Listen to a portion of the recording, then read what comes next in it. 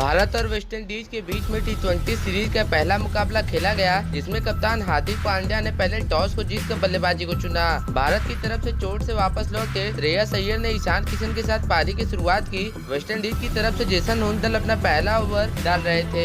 Holder के over की 5वीं गेंद पर श्रेयस ने सामने की तरफ शॉट्स खेला, जिस पर श्रेयस को 4 रन मिल गए। जिसके बाद पहले ओवर के बाद भारतीय टीम का स्कोर 5 रन बिना किसी विकेट के नुकसान पे था।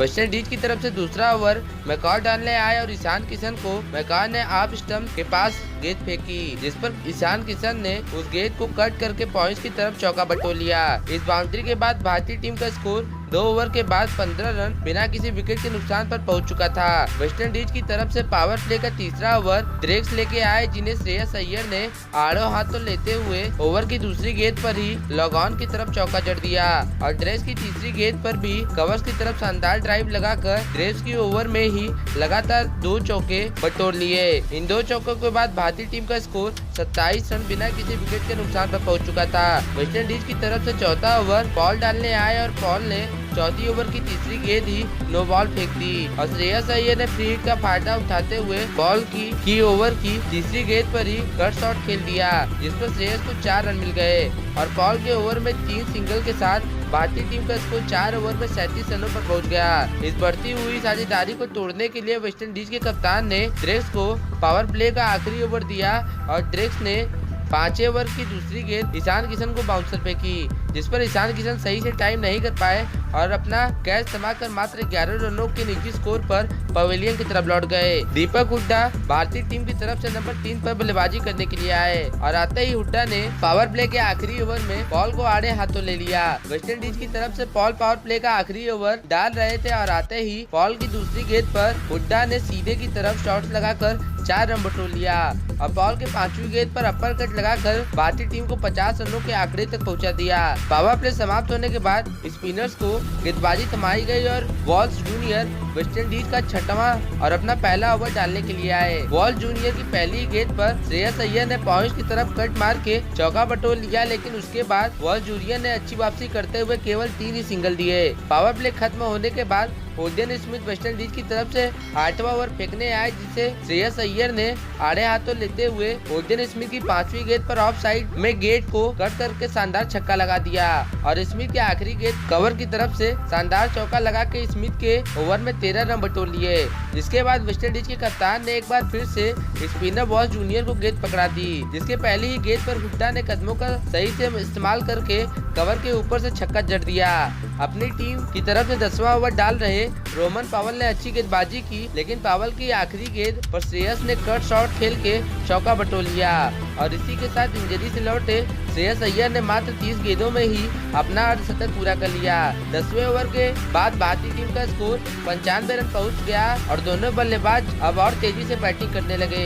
अपनी टीम की तरफ से 11वां ओवर डाल रहे मैकॉय की पहली गेंद पर ही दीपक हुड्डा ने लेग साइड में टॉस लगाकर चौका बटोर लिया। पहले गेंद पर चौका लगाने के बाद मैकॉय की दूसरी गेंद पर दीपक हुड्डा ने सामने की तरफ एक लंबा छक्का लगा दिया। मैकॉय की तीसरी गेंद को हल्के हाथों से खेलकर हुड्डा ने श्रेयस को सिंगल दिया और मैकॉय की चौथी गेंद पर श्रेयस ने भी लॉन्ग ऑफ की तरफ से एक अच्छा चौका लगा दिया। मैकॉय के 11वें ओवर में भारतीय टीम के बल्लेबाजों ने 17 रन बटोर दिए, जिसके बाद 11वें ओवर के बाद भारतीय टीम का स्कोर 112 रन पहुँच गया। दीपक हुड्डा और श्रेयस अय्यर के बीच बन रही अच्छी पार्टनरशिप को तोड़ने के लिए वेस्टइंडीज के कप्तान ने गेंद वॉल्स जूनियर को फिर से एक बार पकड़ा दी और वॉल्स जूनियर ने 12वें ओवर की चौथी गेंद हुड्डा के पैरों पर डाली, जिस पर हुड्डा अपना कैच एक साइड की तरफ थमा बैठे।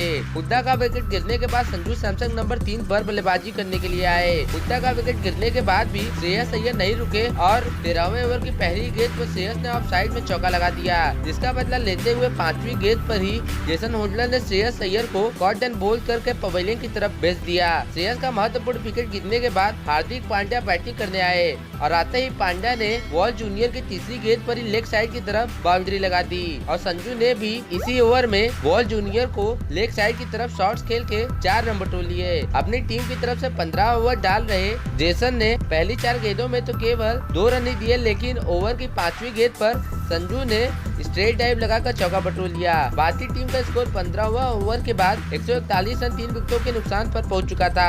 अपनी टीम की तरफ से मैच में सबसे महंगे साबित हुए ओलियन स्मिथ 16वां ओवर डालने आए और आते ही अपने ओवर की दूसरी गेंद पर ही ओजन स्मिथ ने सैमसन को बोल्ड करके भारतीय टीम को पीछे की तरफ धकेल दिया। इस पहले T20 मुकाबले में वेस्टइंडीज के खिलाफ दिनेश कार्तिक सैमसन के आउट होने के बाद टीम में वापसी करने के लिए आए। दिनेश कार्तिक ने आते ही 17वें ओवर की पहली गेंद पर स्वीप शॉट खेलकर चौका बटोर लिया और ड्रेक्स की तीसरी गेंद पर सामने की तरफ चौका लगा के भारतीय टीम के स्कोर को तेजी से आगे की तरफ ले जाने लगे। लेकिन अपनी टीम की तरफ से 18वां ओवर डाल रहे ओजन स्मिथ ने पहली गेंद पर दिनेश कार्तिक को पवेलियन की तरफ चलता कर दिया। कार्तिक के आउट होने के बाद 19वां ओवर डाल रहे जेसन होल्डर को हार्दिक पांड्या ने आड़े हाथों ले लिया। जेसन होल्डर के 18वीं ओवर की तीसरी गेंद पर हार्दिक के सामने की तरफ एक लंबा छक्का लगा दिया और होल्डर के अगली ही गेंद पर हार्दिक ने पीछे की तरफ चौका लगा दिया। लेकिन हार्दिक यही नहीं रुके और होल्डर के ओवर की आखिरी गेंद पर हार्दिक ने छक्का लगाकर इस ओवर को बड़ा बना लिया। अपनी टीम की तरफ से 20वां ओवर डाल रहे ओजन स्मिथ ने अक्षर पटेल की पहली ही गेंद जड़ में फेंकी, जिस पर हार्दिक पांड्या सिंगल लेने के चक्कर में रन आउट हो गए। स्मिथ की दूसरी गेंद पर अक्षर ने एक बड़ा छक्का तो लगाया, लेकिन चौथी गेंद पर फिर से बड़ा शॉट खेलने के चक्कर में अक्षर अपना कैच थमा बैठे। अक्षर का विकेट गिरने के बाद आवेश खान ने आखिरी गेंद पर एक सिंगल लेके भारतीय टीम को 188 रनों के स्कोर तक पहुंचा दिया।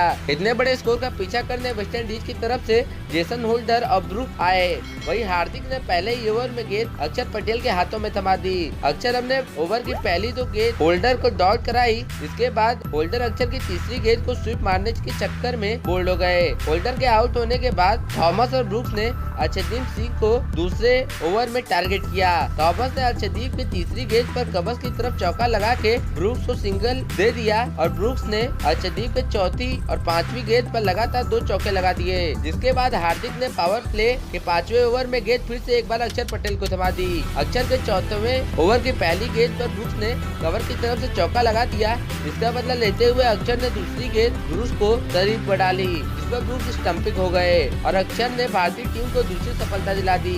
ब्रूक्स के आउट होने के बाद हेटमायर तीसरे नंबर पर बैटिंग करने और आते ही हेटमायर ने अक्षर को बैक टू बैक 2 चौके लेग साइड की तरफ जड़ दिए, जिसका बदला लेते हुए ओवर की 5वीं गेंद पर अक्षर पटेल ने थॉमस को बोल्ड करके भारतीय टीम को तीसरी सफलता दिला दी। लेकिन उसके बावजूद भी हेटमायर रुके नहीं और आवेश की पहली गेंद पर कवच की तरफ से चौका और हार्दिक के 7वें ओवर में लॉन्ग ऑफ की तरफ से छक्का लगा दिया। हेटमायर के इस फॉर्म को देखकर हार्दिक ने गेंद कुलदीप को पकड़ा दी और 8वें ओवर की चौथी गेंद पर ही कुलदीप ने पूरन का विकेट लेकर वेस्टइंडीज को पीछे ढकेल दिया। पूरन का विकेट गिरने के बाद भी हेटमायर रुके नहीं और आवेश खान को आड़े हाथों लेते हुए हेटमायर ने आवेश की पहली ही गेंद पर सामने की तरफ छक्का लगा दिया और दूसरी गेंद पर लॉन्ग ऑफ की तरफ विकेट चुंबी छक्का लगाकर 15 रनों को उस ओवर में बटोर लिया। हेटमायर को फॉर्म में आते देख हार्दिक ने बिश्नोई को गेंद पकड़ा दी। अपनी टीम की तरफ से 12वां ओवर डाल रहे रवि बिश्नोई की पहली गेंद पर रोमन पावल ने सामने की तरफ चौका तो लगाया, लेकिन उसका बदला लेते हुए बिश्नोई ने तीसरी गेंद पर पावल को LBW आउट करके पवेलियन की तरफ भेज दिया।